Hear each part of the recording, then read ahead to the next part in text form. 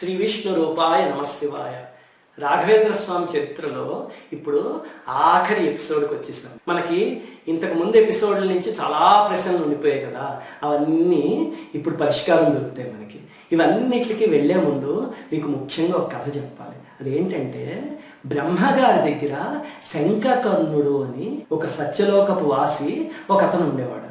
అతని పని ఏంటంటే, బ్రహ్మగారు రోజు మానస పూజ చేసేవారు. చేస్తే ఆ పూజకి తీసుకొచ్చి పువ్వులు పళ్ళు అవన్నీ అక్కడ ఏర్పాటు చేయడం అతని పని అన్నమాట. అలా చేస్తూ ఉండేవాడు బ్రహ్మగారి కోసం. బ్రహ్మగారు ఏం చేసేవారు, ఆయన సృష్టికర్త కదా. కొన్నిసార్లు మహావిష్ణువుని, పరమేశ్వరుణ్ణి, అమ్మవారిని అలాంటి రూపాలు, కొన్నిసార్లు రాబోయే అవతారాలు ఉంటాయి చూడండి, ఆ రూపాలను కూడా ధ్యానించి వాటికి పూజ చేస్తూ ఉండేవారు. ఒక రోజు ఏమవుతుంది, అతను పూజ కోసమని పువ్వులు తీసుకొచ్చేసరికి బ్రహ్మగారు ఆ రోజు రామచంద్రుణ్ణి ఆరాధించాలి అని చెప్పి రాముడి రూపాన్ని అక్కడ ఆవిర్భవింపజేస్తారు అన్నమాట. ఈ కథ ఎప్పుడు జరిగిందండి అంటే, ఎప్పుడో కృతయుగంలో జరిగింది. వెంటనే మనకు ఒక అనుమానం వస్తుంది, అదేంటండి రాముల వారు త్రేతాయుగానికి చెందిన ఆయన కదా, కృతయుగంలో రాముల వారి రూపం ఎలా వచ్చింది అని. ఒక విషయం గుర్తుపెట్టుకోండి, రాముడు, కృష్ణుడు ఇలాంటి రూపాలన్నీ వేదాల నుంచి ఉన్నాయి. అవి మంత్రస్వరూపాలు. ఆ తర్వాత ఋషులు ఏదో ఒక ప్రయోజనం కోసం వాళ్ళని ఉపాసన చేస్తే అప్పుడు వాళ్ళు శరీరం తీసుకుని కిందకు వచ్చారు. అంతేగాని దానికి ముందు కూడా ఉన్నాయి ఆ రూపాలన్నీ. అలాగ బ్రహ్మగారు రామచంద్ర స్వరూపాన్ని అక్కడ ఆరాధన చేస్తుంటే అప్పుడు శంఖకర్ణుడు వచ్చి చూసి, అబ్బా ఎంత అందంగా ఉంది రూపం, నా చేత్తో నేను పూజ చేసుకుంటే బాగుంటుంది, పువ్వులు ఈయనకి ఇచ్చే బదులు అనుకుంటారు.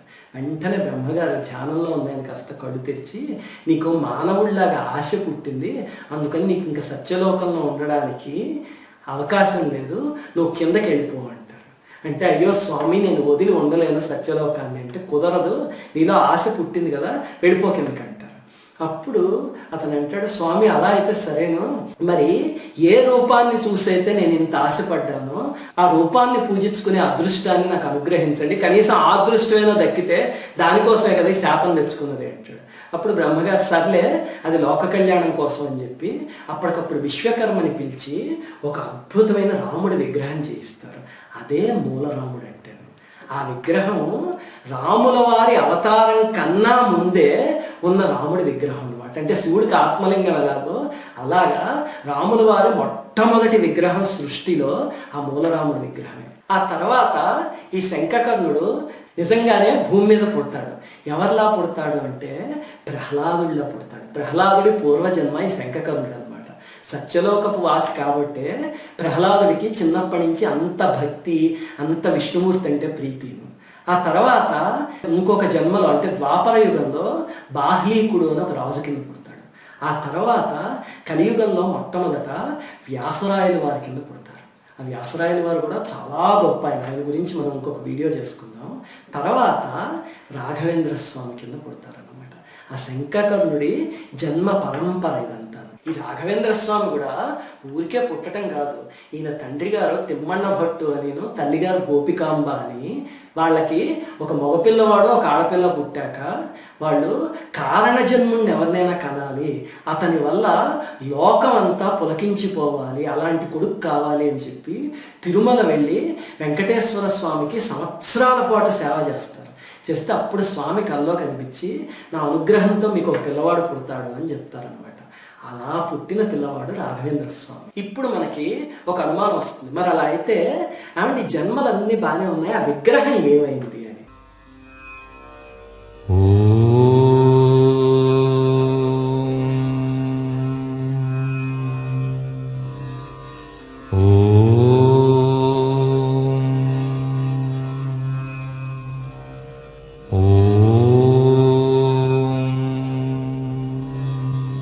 ఆ విగ్రహం ఏమైంది అంటే, తర్వాత త్రేతాయుగంలో ఆ విగ్రహాన్ని హనుమంతుడు తీసుకున్నాడు. ఆయన కొన్ని లక్షల సంవత్సరాల పాటు ఆ విగ్రహానికి పూజ చేశాడు. అది హనుమంతుడు పూజ చేసిన విగ్రహం అది. తర్వాత హనుమంతుడి అంశతో వ్యాసరాయల వారు జన్మించారు. అప్పుడు ఆయన దగ్గరికి వచ్చింది ఆ విగ్రహం.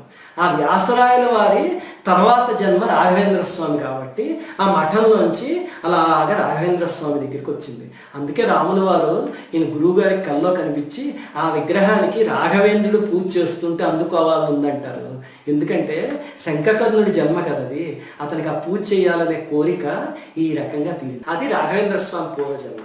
ఇప్పుడు మన కథలోకి వద్దాం.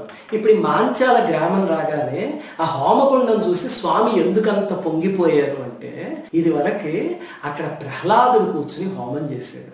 ప్రహ్లాదుడు ఎన్నో సంవత్సరాల పాటు యజ్ఞం చేసిన పుణ్యమైన ప్రదేశం మాంచాల. అందుకని తన పూర్వజన్మలో తన యజ్ఞం చేసిన ప్రదేశం కాబట్టి స్వామికి అక్కడికి వచ్చేసరికి అంత సంతోషం అనమాట. ఈ లోపల ఏమైంది, నేను ఇందాక చెప్పాను కదా, ఒక స్త్రీ ఆర్తనాదాలు చేస్తూ ఉంటుంది అని. వెంటనే శిష్యులు వచ్చి స్వామి మీరు రక్షించాలన్నారని. అప్పుడు స్వామి బయలుదేరుతారు. అక్కడికి వెళ్ళి చూస్తే ఆ ఇల్లు చుట్టుపక్కల ప్రాంతాలన్నీ కాలిపోతూ ఉంటాయి. మధ్యలో ఆ స్త్రీ అరుస్తూ ఉంటుంది. లోపలికి వెళ్ళి రక్షించే అవకాశం కూడా లేదన్నమాట. అప్పుడు స్వామి అక్కడ నిలబడి వరుణదేవుణ్ణి ప్రార్థిస్తారు. ప్రార్థించేసరికి 5 నిమిషాల్లో కుంభవృష్టి కురిసేస్తుంది. అక్కడ కురిసి మొత్తం అన్నీ ఆరిపోయి ఆవిడకి ఉపశాంతి కలుగుతుంది అనమాట. అప్పుడు ఆ స్త్రీ బయటకు వచ్చి, ఆహా నాయన నువ్వెవరో నన్ను రక్షించావు, నీ కృతజ్ఞతలు అంటుంది. అప్పుడు స్వామి ప్రతి నమస్కారం చేసి, తల్లి నిన్ను రక్షించేవాడినా నేను, నువ్వు జగన్మాతవి తల్లి, ఏదో బిడ్డను అలా పరీక్షించావంటేను ఇంకా చాలమ్మా, బిడ్డను ఇలా పరీక్షించకు, ఏది నీ నిజస్వరూపాన్ని నాకు దర్శనం చేయించు అంటారు. అనగానే అప్పుడు అమ్మవారు అన్ని భుజాలతోనూ దర్శనమిస్తారు స్వామికి. అమ్మవారే ఆ రూపంలో వస్తారనమాట. వచ్చి రాఘవేంద్ర నాకు ఒక్కసారి నీ మంత్రశక్తి చూడాలనిపించే నాటకం ఆడానయ్యా, చాలా సంతోషము, ఇంకా నువ్వు ఇక్కడే ఉండిపోవాలి, ఈ మాంచాల మంత్రాలయం అనే పేరుతో ప్రసిద్ధం అవుతుంది, నీ స్పర్శతో పునీతం అయిపోతుంది క్షేత్రం, ఇంకిక్కడి నుంచి నువ్వు ఇక్కడే ఉండాలి, నీ కోసం నేను కూడా ఇక్కడే వెలుస్తాను, నీ దర్శనానికి వచ్చే భక్తులందరూ నన్ను దర్శించుకుంటే నేనే వాళ్ళ కోరికలన్నీ ఈడేరుస్తానయ్యా అని చెప్పి అమ్మవారు అక్కడ సాలగ్రామ శిల్లాగా వెలిసారు. ఇప్పటికి కూడా మీరు మంత్రాలయం వెళ్తే కనుక మఠం నుంచి దాదాపు ఒక 1/2 కిలోమీటర్ దూరంలో మాంచాలమ్మ గుడి వస్తుంది. అక్కడ వెలసిన అమ్మవారి విగ్రహం అదే అన్నమాట. ఆ తర్వాత స్వామి శిష్యులతో ఇంకా మనం ఇక్కడే ఉండిపోదాము, ఇదే మన సంస్థానము అంటారు. అంటే శిష్యులు, స్వామి ఈ ప్రదేశం మంది కాదు కదా అంటే, మాంచాలమ్మే అనుజ్ఞించిందయ్యా, ఇంకా మంది కాకపోవడం ఏంటి, అదే వస్తుంది అంటారు. ఈ లోపల వెంకన్న ఉన్నాడు కదా, అతనికి స్వామి మాంచాల వచ్చారు అని తెలిసి సంతోషం వచ్చేస్తుంది. ఎందుకంటే ఆదోని పక్కనే కదా మాంచాల మంత్రాలయం. దాంతో అతను పరుగుని వచ్చేస్తాడు అనమాట. వచ్చి స్వామి ఎన్నాళ్ళకి మళ్ళీ మీ దర్శనం అయింది అని పాదాల మీద పడిపోయి, స్వామి పశువులు కాసుకునేవాడిని నేను, మీ దయ వల్ల ఈరోజు మహద్వైభవాన్ని అనుభవిస్తున్నాను, నాకు భార్య పిల్లలు అన్నీ ఉన్నాయి, ఇప్పుడు సమస్త సంపదలు ఉన్నాయి, ఒక్కసారి నా రాజ్యానికి వచ్చి నన్ను నా కుటుంబాన్ని నా ప్రజల్ని ఆశీర్వదించాలి స్వామి అనేసరికి, స్వామి నేను అలా రాను అంటే, స్వామి నేను మీ పుత్రుణ్ణి, మీ శిష్యుణ్ణి, భృత్యుణ్ణి, మీరు కాదనకూడదు, మీ దయ వల్ల వచ్చిన ఈ వైభవాన్ని మీకు చూపించాలని ఉంది స్వామి, దయచేసి రండి అంటే, సరే పద అని చెప్పి స్వామి వెళ్తారనమాట. వెళ్తే అక్కడ కూర్చుని ఉన్నప్పుడు అతను ఏం చేస్తాడు, వాళ్ళ రాజు ఉన్నాడు కదా ఆ నవాబు దగ్గరికి వెళ్తాడు. వెళ్ళి, నేను చెప్పాను కదా మా గురువు గారు రాఘవేంద్ర స్వామి ఉన్నారు, ఆయన దయవల్లే నేను ఇలా ఉన్నానని, ఆయన ఇప్పుడు మా ఇంటికి వచ్చారు, దర్శనం చేసుకోవడానికి రా అంటారు. అంటే ఆ నవాబు ఖాన్ ఉన్నాడు కదా, ఇలాంటి స్వాములు సన్యాసులు వీళ్ళ 3 మందిని చూసాను, నేను ఇవేమి నమ్మను అంటే, లేదు స్వామి మహామహిమాన్వితులు, రా అని చెప్పి తీసుకొస్తాడనమాట. తీసుకొస్తే ఆ నవాబు వచ్చి, సరే అయితే ఈయన మహిమ ఎంతుందో నేను పరీక్షిస్తానని ఒక పెద్ద పళ్ళె నిండా బట్ట కప్పి ఒకటి తీసుకొస్తాడు. తీసుకొచ్చే స్వామి ముందు పెట్టి, స్వామి మిమ్మల్ని చూడడం చాలా సంతోషమైంది, ఇదిగో మీకును మీ శిష్యులకి నేను ఈ ప్రసాదం పట్టుకొచ్చాను, స్వీకరించండి, కాదనడానికి వీల్లేదు అంటారు. అంటే స్వామి నవ్వి, తప్పకుండా స్వీకరిస్తాను అంటారు అని చెప్పి, ఏదో ఆ బట్ట తీయండి అంటారు. దాంతో పెద్దగా నవ్వుతాడు అనమాట. అదేంటా అని అందరూ చూస్తే, అందులో మాంసం పెట్టి తెచ్చాను నేను, ఇప్పుడు ఆయన మాట ఇచ్చారు స్వీకరిస్తారు అని, స్వీకరించారు అనుకోండి ఆయన బ్రాహ్మణుడు కదా అది పోతుంది, స్వీకరించలేదు అనుకోండి నాకు ఇచ్చిన మాట పోతుంది, ఇప్పుడు ఏం చేస్తారు ఆయన అంటాడు. అతి తెలియదు. అప్పుడు స్వామి ఏం పర్లేదని చెప్పి మంత్రజలం తీసి దాని మీద చల్లి, ఇప్పుడు తీయండి ఆ బట్ట అంటారు. తీగానే అవన్నీ మధుర ఫలాలు అయిపోయి ఉంటాయి అన్నమాట. అప్పుడు ఇవందరికీ పంచండి అని చెప్పి రాముడికి నివేదన చేసి అందరికీ పంచిస్తారు. అది చూసి నవాబు వణికిపోతాడు. స్వామి మీ ఆగ్రహానికి గురైతే ఇంకా నాకు దిక్కు ఉండదు, అయ్యో నేను మిమ్మల్ని పరీక్షించేటంతటి వాడిని, తప్పు చేశాను, క్షమించండి అంటే, ఏం పర్లేదు నాయన అని చెప్పి స్వామి వదిలేస్తారు. అతను, స్వామి నాకు మనశ్శాంతి లేదు, నేను తప్పు చేశాను, మీరే ఏదో ఒక రకంగా నా దగ్గర నుంచి ఏదో ఒక సేవ స్వీకరించి నన్ను కృతార్థుని చేయండి అంటాడు. అంటే ఇప్పుడు స్వామి ఆలోచించి అంటారు, సరే అయితే ఓ పని చెయ్యి, ఈ మాంచాల గ్రామం ఉంది కదా, ఇది మా మఠాన్ కింద రాసిచ్చి అంటారు. అంటే అప్పుడు ఆ నవాబు అంటాడు, స్వామి ఇది చాలా చిన్న గ్రామము, ఇక్కడ ఏ వసతులు లేవు, మీకు కావాలంటే బ్రహ్మాండమైన పట్టణాలు ఇచ్చేస్తాను నేను మీ శక్తికి అంటే, నాకు అవేవి వద్దు, నాకు ఈ గ్రామమే కావాలంటారు. అంటే సరే స్వామి అయితేను ఇక్కడి నుంచి గ్రామం మీకు ఇచ్చేస్తున్నాను అని చెప్తాడు. చెప్తే స్వామి సరే అని లేచి వెళ్ళిపోతూ వెంకన్న దగ్గరికి వెళ్ళి, ఈ ఇచ్చిన దానికి ఒక శాసనం తయారు చేయించుకురా అంటారు. అంటే వెంకన్న, లేదు స్వామి మా నవాబు ఎప్పుడు మాట తప్పడు, ఆ విషయంలో మాత్రము అతను మాట ఇస్తే మాట అంతే, లేదు అది అవసరం పడుతుంది, తయారు చేయించి పట్టరా అంటారు స్వామి. సరే అని చెప్తాడు అనమాట వెంకన్న. ఆ తర్వాత స్వామి ఈ మంత్రాలయం దగ్గరే గాణదాళ అని ఒక ఊరు ఉంది. ఆ ఊరి దగ్గర ఒక చిన్న కొండ, దాని మీద ఒక గుహ ఉన్నాయన్నమాట. అక్కడికి వెళ్ళి అక్కడ కూర్చుని కొన్ని సంవత్సరాల పాటు తపస్సు చేశారు ఆయన గుహలో. చేస్తే చివరికి ఒకరోజు ఆ గుహ అంతా అలా వెలిగిపోయి అందులో పంచముఖ ఆంజనేయ స్వామి ఆయనకి దర్శనమిచ్చారు. ఇచ్చేసరికి స్వామి చాలా సంతోషించి ఆంజనేయ స్వామికి నమస్కారం చేసి, స్వామి ఎప్పుడూ ఈ క్షేత్రంలోనే ఉండి ఇక్కడికి వచ్చే వాళ్ళని నువ్వు అనుగ్రహించు, ఈ క్షేత్రాన్ని పునీతం చెయ్యి అని వేడుకుంటారు. అప్పుడు ఆంజనేయ స్వామి నవ్వి, ఏం రాఘవేంద్ర, ఈ క్షేత్రం శక్తి ఏంటో తెలియకుండానే నువ్వు ఇక్కడికి వచ్చి ఇంత తపస్సు చేసావేంటి, ఇక్కడ ఎప్పుడూ నా శక్తి ఉంది కదా అని చెప్పి ఒకసారి ఆ కథ మళ్ళీ చెప్తాడు అనమాట. అసలు ఏమవుతుందంటే, రామాయణంలో కథ ఉంటుంది చూడండి. ఒకసారి పాతాళం నుంచి పాతాళ రావణుడు ఒకడు ఉంటాడు, మైరావణుడు అని. వాడు వచ్చి రామలక్ష్మణుల్ని విగ్రహాల కింద చేసి తీసుకెళ్ళిపోతాడు. తీసుకుపోతే అప్పుడు హనుమంతుడు వాళ్ళిద్దరిని రక్షించడానికి పాతాళలోకానికి వెళ్తాడు. వెళ్ళి వాళ్ళని మళ్ళీ మామూలుగా చేసి మైరావణుడితో యుద్ధం చేయిస్తాడు, రాముడికి మైరావణుడికి. ఆ మైరావణుడు ఎంతకీ చావడం అనమాట. అప్పుడు వాడి ప్రాణ కీలకం ఒక చోటు ఉంది అని హనుమంతుడికి తెలుస్తుంది. తెలిసి రాముల వారిని అక్కడ ఉంచి, స్వామి మీరు యుద్ధం చేస్తూ ఉండండి, ఈ లోపల నేను ఇప్పుడే వీడి ప్రాణ కీలకాన్ని నాశనం చేసి వస్తాను అని చెప్పి బయలుదేరతారు. బయలుదేరి ఒక చోట గుహలో వాడి ప్రాణం 5 దీపాల కింద ఉంటుందన్నమాట. వాడి పంచప్రాణాలు 5 దీపాల కింద ఉంటాయి. వాటిని ఒకేసారి ఆర్పితే అప్పుడు వాడు చేస్తాడు. అంతేగాని ఒకటి ఆర్పితే మళ్ళీ రెండోది ఆర్పేలోపు మొదటిది వెళ్ళిపోతుంది అన్నమాట. అప్పుడు ఆంజనేయ స్వామి విశ్వ ప్రయత్నం చేస్తే ఏం చేసినా వారం. అప్పుడు స్వామి పంచముఖాలు తీసుకొచ్చి ఒక్కొక్క ముఖంతో ఒక్కొక్క దీపాన్ని ఒకేసారి ఆర్పేస్తారు. అప్పుడు రాముడు బాణం వేసి కొడితే రాక్షసుడు అక్కడ చచ్చిపోతాడు అనమాట. ఆ దీపాలుండి స్వామి పంచముఖ స్వరూపం తీసుకున్న గుహ అదే. అక్కడ పంచముఖ ఆంజనేయ శక్తి ఉందన్నమాట. అది తెలిసిన మహాత్ములు కాబట్టే రాఘవేంద్ర స్వామి అక్కడికి వెళ్ళి తపస్సు చేశారు. చేసేసరికి హనుమంతుడు అప్పుడు అంటాడు అనమాట, అక్కడ ఒక రాయి ఉంటుంది, ఇలా ఇప్పటికీ మీరు వెళ్ళి చూస్తే అక్కడ ఉంటుంది, ఈ రాయిలో ఇక్కడి నుంచి నేను ఉంటాను, ఉండి ఇక్కడికి వచ్చిన భక్తులు ఏ రకమైన కష్టంతో వచ్చిన భూత ప్రేత పిశాచాల బాధలు కానీ, ఇంకా దుష్టశక్తుల బాధలు కానీ, ఆరోగ్యానికి సంబంధించిన బాధలు కానీ, వేటితో వచ్చినా నేను తీరుస్తాను బాధల్ని అని చెప్పి హనుమంతుడు వరమిస్తాడు. ఆ తర్వాత స్వామి అక్కడే ఇంకా ఉపాసన చేసేసరికి ఆయనకి వెంకటేశ్వర స్వామి, కొల్హాపూర్ మహాలక్ష్మి కూడా దర్శనమిచ్చి, మేము కూడా మా సూక్ష్మ రూపాలతో వచ్చి ఇక్కడ ఉంటామయ్యా, ఇది ఇక్కడి నుంచి పంచముఖి అనే పవిత్రమైన తీర్థస్థలం అవుతుంది అని వరమిస్తారనమాట. అదే ఇప్పుడు మంత్రాలయానికి ఒక 20 కిలోమీటర్ల దూరంలో తుంగభద్రకి అవతల ఉన్న పంచముఖి. మంత్రాలయం వెళ్తే మాత్రం పంచముఖికి వెళ్ళకుండా అసలు రాకండి, పరమ పవిత్రమైన ప్రదేశం అది. ఆ తర్వాత స్వామి అక్కడే కొన్నాళ్ళు ఉండి ఒకరోజు శిష్యులకి ఏదో బోధిస్తూ ఉంటారు. ఈ లోపల ఆకాశంలో పెద్ద శబ్దం అవుతుంది. అందరూ పైకి చూస్తే అక్కడ ఏం ఉండదు. అప్పుడు స్వామి లేచి నిలబడి నమస్కారం చేసి ఏదో అడుగుతారు ఆకాశం కేసి చూసి. అడిగి తర్వాత చిరునవ్వు నవ్వి కూర్చుంటారు అనమాట. అప్పుడు శిష్యులు, స్వామి ఆ శబ్దం ఏంటి, మీరు ఆకాశంలోకి చూసి ఏదో అడిగారు, నవ్వారు, ఏంటి స్వామి అది అంటే, మనం ఇక్కడి నుంచి బయలుదేరాల్సిన సమయం ఆసన్నమైందయ్యా, ఆకాశంలోంచి దివ్య విమానంలో మహర్షి వెళ్ళారు, నేను ఆయన ఒక సందేహం అడిగాను, ఈ శరీరంతో ఇంకెంతకాలం ఉండాలి అని. అడిగితే ఆయన 2, 2, 2 అని ఇలా చూపించారు 3 సార్లు.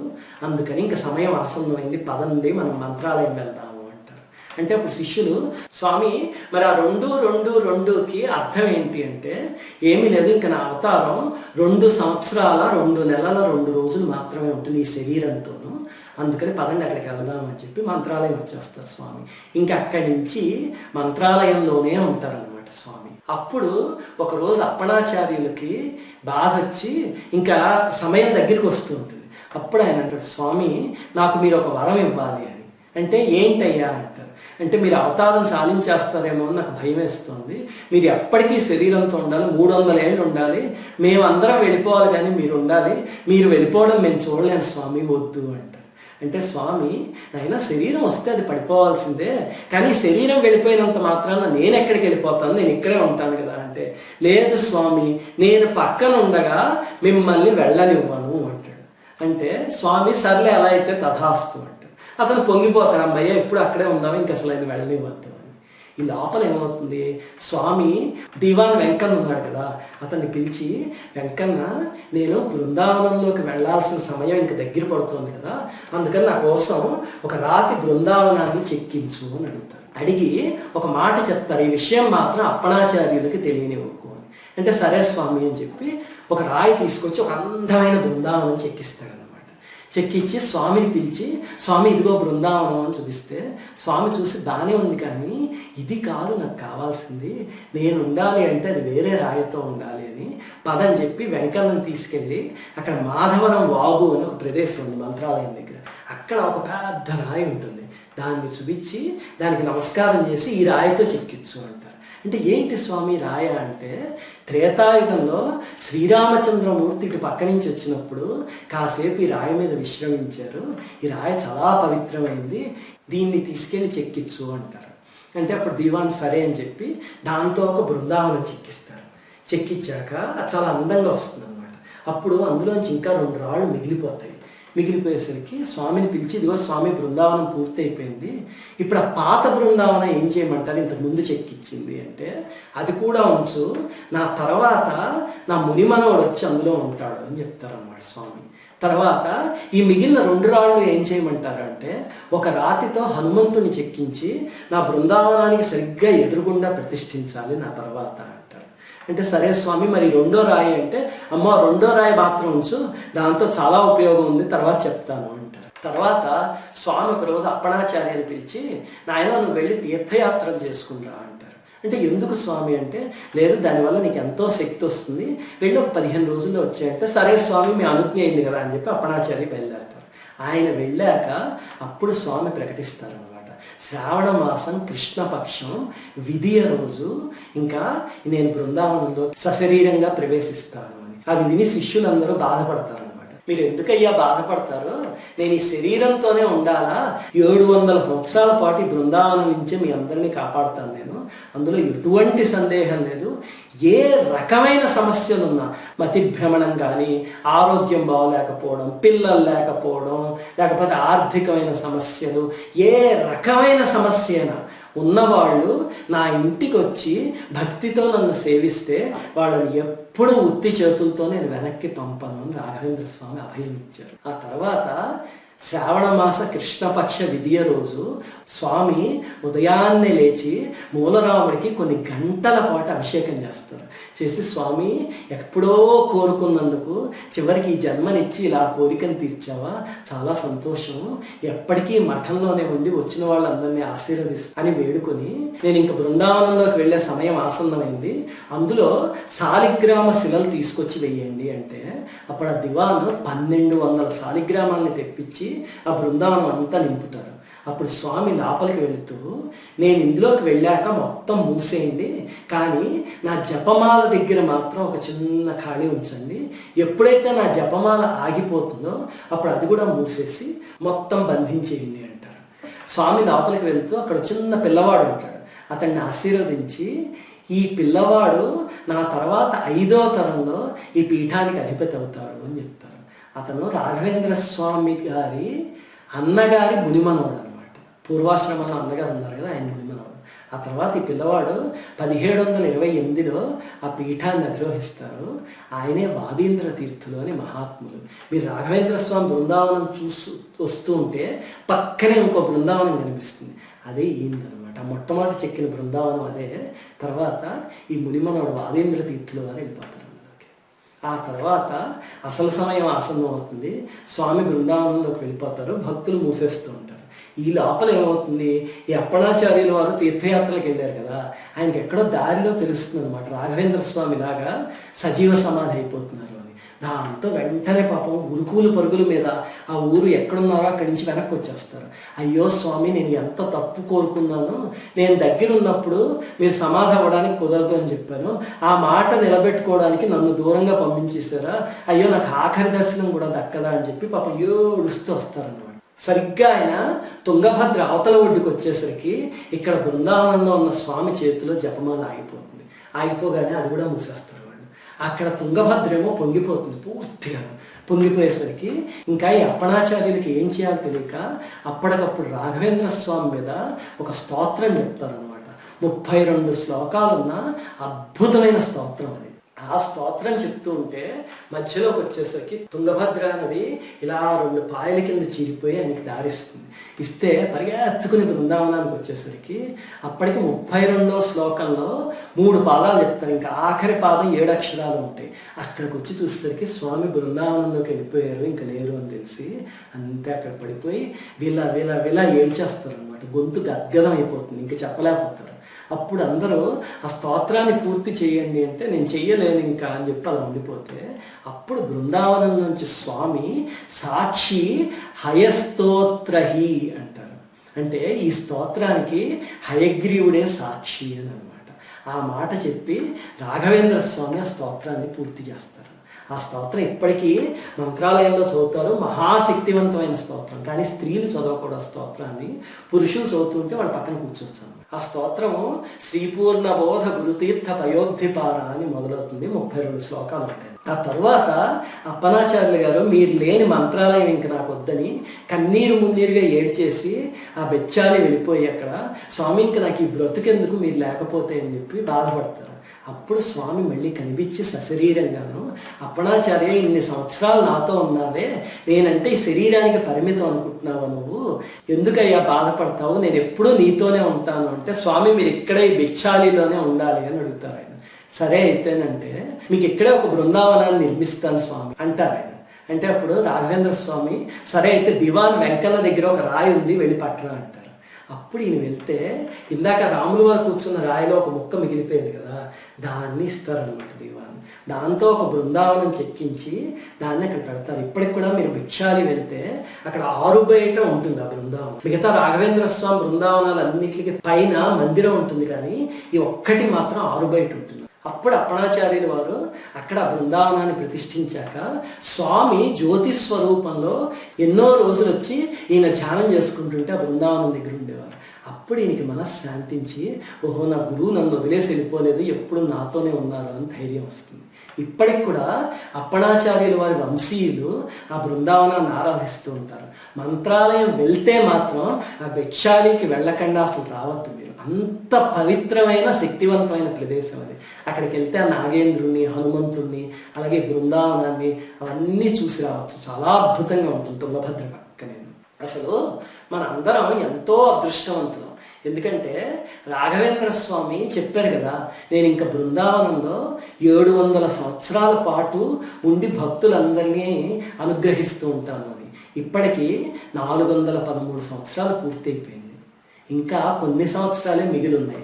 ఈ తరంలో పుట్టడం మన అదృష్టం, మనుషులుగా పుట్టడం మన అదృష్టం. వచ్చే జన్మలో ఎలా పుడతారో ఎవరికి తెలియదు కదా. అందుకని వెళ్ళి ఆ మంత్రాలయాన్ని దర్శించుకురండి. ఆ 700 సంవత్సరాల ఆయన పెట్టిన గడువులోపు ఎవరైతే మానవ జన్మ ఎత్తి అక్కడికి వెళ్ళి దర్శించుకుంటారో అదృష్టవంతులు. అలాగే అక్కడ దర్శనం చేసుకునేటప్పుడు అదేదో రాతి బృందావనం కాదు, అందులో రాఘవేంద్ర స్వామి 700 సంవత్సరాల పాటు ఉండి మనం చేసే పూజలన్నీ స్వీకరిస్తూ ఉంటారు అన్న స్పృహతో వెళ్ళగలిగితే ఇంకా అద్భుతంగా ఫలిస్తుంది మన యాత్ర. కానీ మనకి వెంటనే అనుమానం వస్తుంది, అవేంటండి శరీరంతో లోపలికి వెళ్ళిపోయారు, అదంతా మూసేశారు, ఇంకా అలా ఉండగలరా ఆయన శరీరంతో అని. ఒక్కటి గుర్తుపెట్టుకోండి, ఇలాంటి కారణ జన్ములకి జీవన్ముక్తులకి శరీరంతో నిమిత్తం ఉండదు. వాళ్ళు ఎప్పుడైనా ఉంటారు, కావాలంటే శరీరం తీసుకుని మళ్ళీ కనిపిస్తారు, లేకపోతే శరీరం లేకుండానే వాళ్ళ శక్తితో అనుగ్రహించగలరు. అన్నీ చేయగలిగే ఘటనా సమర్థులు వాళ్ళందరూ. అంటే అలాంటివి ఏమన్నా జరిగాయా? మీకు ఇంకొక ఉదాహరణ చెప్పి వీడియో ముగిస్తాను. స్వామికి మంత్రాలయంలో ఖాన్ అనే నవాబు జాగీర్ అంతా ఇచ్చేసాడని చెప్పాను కదా. తర్వాత ఏమైందంటే ఈస్ట్ ఇండియా కంపెనీ వచ్చి మన దేశాన్ని పరిపాలించింది కదా. అప్పుడు 1800 సంవత్సరంలో ఈ జాగీర్లన్నీ రద్దు చేసి పడేశారు వాళ్ళు. అప్పుడు ఈ జాగీర్ కూడా రద్దు చేస్తుంటే ఇక్కడున్న భక్తులందరూ లేదు, ఇది రాఘవేంద్ర స్వామికి ఫలానా రాజు ఇచ్చాడు, మేమందరం ఎంతో భక్తి విశ్వాసాలతో ఆయన బృందావనాన్ని కొలుచుకుంటున్నాము, దయచేసి ఇది మాకు దూరం చేయకండి అని చెప్పి ఒక అర్జీ పెట్టుకుంటారు. అప్పుడు ఈస్ట్ ఇండియా కంపెనీ వాళ్ళు ఏం చేస్తారంటే, సరే నిజంగానే ఇది ఆయన పేరు మీద ఉందో లేదో వెళ్ళి చెక్ చేసిరా అని చెప్పి సర్ థామస్ మన్రో అని ఒక బ్రిటిష్ అధికారిని పంపిస్తే అతను చెక్ చేయడానికి వస్తాడు. ఇది 1800 సంవత్సరంలో జరిగింది. వచ్చి అసలు ఆ మఠం దగ్గరికి వచ్చేసరికి ఆ శక్తికి ముగ్ధుడైపోయి ఎంత ప్రశాంతంగా ఉంది ప్రదేశం అని చెప్పి బూట్లు అవన్నీ బయట వదిలేసి, టోపీ తీసి బయట వదిలేసి లోపలికి వచ్చి అక్కడ బృందావనం దగ్గరికి వెళ్ళి నమస్కారం చేసుకుని అప్పుడు అక్కడ కూర్చుని వాళ్ళని అసలు ఈ జాగీర్ ఏంటి, ఎవరిచ్చారు, దానికి సాక్ష్యం ఏది అంటే, వాళ్ళు సాక్ష్యం ఏదో శాసనం ఉండాలి కానీ ఎక్కడుందో మాకు తెలియదు అంటారు. ఎందుకంటే అప్పటికే చాలా తరాలు జరిగిపోతాయి, 1800 సంవత్సరం కదా ఇది, ఎక్కడుందో మాకు తెలియదు అంటారు అనమాట. అంటే మరి అవి ఏమైనా చూపిస్తే అప్పుడు నేను ఏమైనా చేయగలను అని చెప్పి వాళ్ళు ఎన్నో ప్రశ్నలు అడిగితే వాళ్ళు కొన్ని సమాధానం చెప్తారు, కొన్ని చెప్పలేకపోతారు. ఈ లోపల ఏమవుతుంది, రాఘవేంద్ర స్వామి బృందావనం నుంచి సశరీరంగా బయటకు వస్తారు. వచ్చి ఆ థామస్ మన్రో ఒక్కతనికే కనిపిస్తారు అనమాట. ఇంకా అక్కడ చుట్టుపక్కల ఉన్న వాళ్ళు ఎవరికి కనిపించరు. అక్కడ కూర్చుని అతను అడిగిన ప్రశ్నలన్నిటికీ ఇంగ్లీష్లో సమాధానం చెప్తారు. అతను అడుగుతూ ఉంటాడు, ఏదో వింటూ ఉంటాడు, ఓహో అంటాడు, రాసుకుంటూ ఉంటాడు. చుట్టుపక్కల వాళ్ళకి అర్థం కాదు ఎవరితో మాట్లాడుతున్నాడు ఇతను, ఏం జరుగుతోంది అని. అంతా అయిపోయాక స్వామి అతని ప్రశ్నలన్నీ పరిష్కరించి చివరికి అతనికి మంత్రాక్షతలను మృత్తిక ఇస్తారనమాట. ఇస్తే అవి రెండు తీసుకుని నమస్కారం చేశాక అప్పుడు వాళ్ళు అడుగుతారు, ఏంటి ఎవరితో మాట్లాడుతున్నారు అని. అంటే స్వామి మహాశక్తిమంతులు శరీరంతో వచ్చి ఇప్పటిదాకా అక్కడ కూర్చున్నారు, నేను అడిగిన ప్రశ్నలన్నిటికీ సమాధానం చెప్పారు అంటే వాళ్ళు నమ్మరు. అప్పుడు ఈ అక్షతలని మృత్తికని చూపిస్తే అమ్మో ఇదేదో విచిత్రంగా ఉంది కానీ నిజమేనా ఇది అనుకుంటారు. ఈ లోపల అతను అదొక శాసనం ఉందిట, నవాబు ఇచ్చింది, అది ఫలానా చోటు ఉంది అని స్వామి చెప్పారు, పదండి అని చెప్పి అక్కడికి వెళ్ళి చూస్తే అక్కడ దొరుకుతుంది అది. అందుకే స్వామి ఇందాక వెంకన్న చేత శాసనం చేయించి పట్టడం అంటారు కదా, అందుకే అనమాట. అప్పుడు అతను వచ్చి ఆ ఈస్ట్ ఇండియా కంపెనీ వాళ్ళ శాసనాన్ని రద్దు చేయించేసి ఈ మఠం ఎప్పటికీ స్వామి పేరు మీదే ఉండాలి అని కొత్తగా ఒక ఆర్డర్ పాస్ చేస్తాడు అనమాట. ఇది Madras government gazette chapter page 213లో మంచాలి ఆదోని తాలూకా అనే పేరుతో పబ్లిష్ అయింది. అది మా నాన్నగారు సంపాదించారు ఆ గెజెట్ తాలూకు ప్రింట్ అనమాట. అదే ఇక్కడ నేను చూపిస్తుంది. మీరు వెళ్తే మంత్రాలయంలో కూడా దీన్ని చూడొచ్చు. ఈ మన్రోకి జరిగిన సంఘటన అంతా ఇందులో రాసి. ఆ తర్వాత ఇక్కడ ఒక అద్భుతమైన ఫోటో చూపిస్తున్నాయి చూడండి. ఇందులో విదేశీయులు చాలామంది పట్టు చీరలు కట్టుకుని వచ్చి అక్కడ నిలబడి ఉన్నారు కదా. వాళ్ళు ఎవరు అంటే ఈ మన్రోకి చెందిన తర్వాత తరాల వాళ్ళు మొన్న 2018 జూలైలో కుటుంబం మొత్తం మా పూర్వతరం వాళ్ళకి రాఘవేంద్ర స్వామి దర్శనం అయిందిట, మేము కూడా మంత్రాలయం వెళ్ళి దర్శనం చేసుకుంటాము అని చెప్పి ఈ దుస్తులు ధరించి వచ్చి అక్కడ స్వామి బృందావనానికి నమస్కారం చేసుకెళ్ళారు. ఇంకంతకన్నా స్వామి శక్తి గురించి ఏం చెప్పగలని చెప్పండి. ఆయన మహిమలన్నీ చెప్పుకుని పోతే నేను ఒక 50 ఎపిసోడ్లు చేయాలి, అంతటి చరిత్ర ఉంది రాఘవేంద్ర. ఈ వీడియో ముగించుకునే ముందు ఒక చిన్న మాట, ఈ తరంలో పుట్టడం, అది మనుషులుగా పుట్టడం మన అదృష్టం. ఎందుకంటే వెళ్ళి ఈ కళ్ళతో ఆ బృందావనాన్ని చూసి ఈ చేతులతో సేవించుకురావచ్చు. అందుకని తప్పకుండా మంత్రాలయం వెళ్ళండి. చాలామంది మంత్రాలయం వెళ్తే ఏం చేస్తారంటే గబగబా ఆ బృందావనం చూసేసి మధ్యాహ్నం బస్సులో బయలుదేరిపోతారు. అలా ఎప్పుడు చేయకండి.